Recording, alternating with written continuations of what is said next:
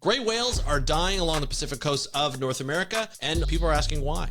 There's a lot of questions being asked. We've got some of the answers. We're going to talk about that on today's episode of the How to Protect the Ocean podcast. Let's start the show. Hey everybody, welcome back to another exciting episode of the How to Protect the Ocean podcast. I'm your host, Andrew Lewin, and this is the podcast where you find out what's happening with the ocean, how you can speak up for the ocean, and what you can do to live for a better ocean by taking action. In today's episode, we're going to be talking about gray whales and dying gray whales, unfortunately. Between 2019 and 2023, the Unusual Mortality Event, the UME, was declared for eastern North Pacific gray whales. During this period, approximately 690 whales were found stranded from Alaska to Mexico. Investigations by NOAA revealed that many of these whales suffered from malnutrition, likely due to changes in the Arctic feeding grounds, leading to decreased prey activity. In 2025, the trend is continuing with several gray whale deaths occurring in San Francisco Bay Area. Necropsies indicate that some whales were emaciated, means they are starving, while others showed signs of ship strikes. We've seen this before on the Atlantic side of North America. I'll talk about that in a second. The increased presence of whales in the bay, possibly searching for food, raising concerns about vessel collisions.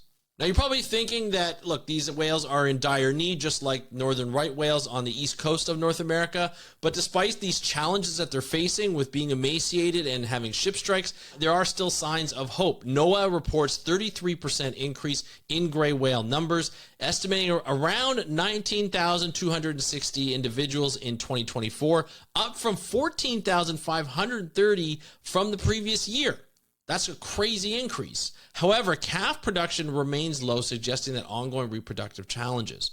We're still seeing challenges. This is one of those cautionary tales where we're seeing a perfectly fine population with increasing numbers, but we're starting to see a bit of a dip in the calf numbers happening every year. Now, we compared that to North Atlantic right whales, and we're starting, they're in dire need. They're critically endangered, under 100 reproductive females, and we're starting to see, a little bit of calf activity increase, but not much. And we're seeing more years where we're seeing catastrophic dying numbers, and the number just continues to decrease and decrease. I think overall population is under 400. I think 390 was the last number I saw, but don't quote me on that. It's still going down. It's not trending upwards, and that's still a concern. The gray whales, on the other hand, the North Pacific gray whales, are actually doing pretty well from a population standpoint, but we're seeing that decrease. And with climate change rearing its ugly head, this is a big problem. And climate change plays a significant role in this crisis. Melting sea ice disrupts the ecosystem, affecting the availability of amphipods, a primary food source for gray whales. Additionally, increased human activities such as shipping and fishing pose threats through vessel strikes and entanglements. Here's the lowdown. With climate change increasing, especially in the Arctic, with melting ice, we're starting to see more ships go through the Northwest Passage across Canada, over Alaska into the Pacific. So you're actually having a connection from the Atlantic to the Pacific, which increases shipping, allows, goods to be shipped over that area that has, people have been wanting that for like centuries. I mean, back in the 1600s, the 1700s, the 1800s, people were trying to pass through the Northwest Passage, dying and having catastrophic effects and results. Now it's opening, and it's open, and ships can actually go through there. So we're going to see more of those ships go through there, where whales are not used to seeing these ships come through. Whales are not used to fishing activities in these areas. If that increases, there's going to be a likelihood that the increase of ship strikes and whale entanglement in fishing gear will actually increase. This is not a good thing for these whales, which are used to having a peaceful time in the sea ice or around the sea ice and in colder waters in the Arctic where they feed during the summer months. I've seen them feed.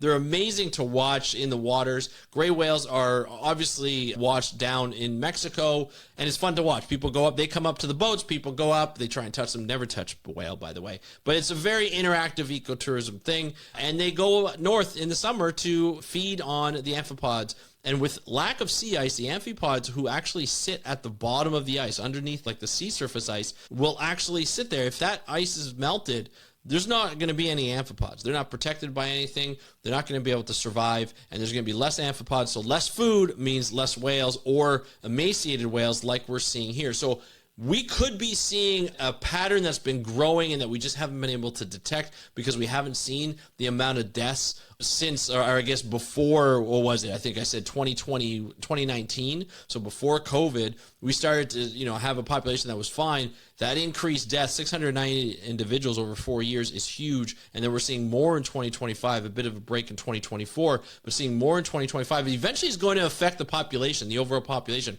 We're not going to see these increases like we've seen now. We're going to actually see a stall of that increase, or at least of a shortening of that increase, and then it's going to start to decrease or stay the same. And that's not good. We want to see an increase. We want to see this happening more and more. So there are ways that we can do conservation, and conservation efforts are underway to mitigate these threats. So the Coast Guard and ferry operators in the San Francisco Bay Area are adjusting routes, issuing alerts to protect whales.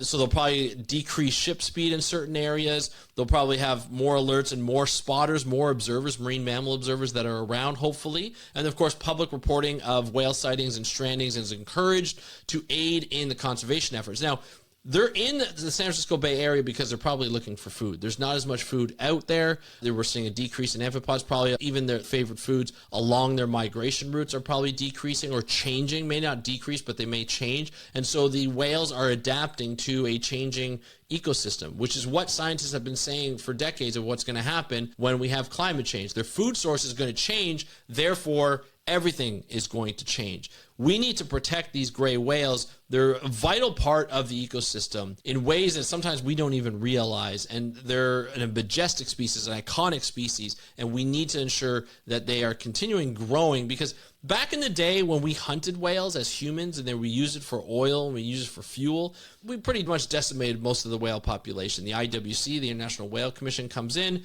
they put protections, they put moratoriums on whale hunting, and then all of a sudden the humpback whales, the gray whales, they start to come back. And with less human activity, the whales do well. With more human activities, the whales don't do as well. And that's what we're starting to see here. We're starting to see more human activity in areas where we never saw as much human activity before, like in the Arctic.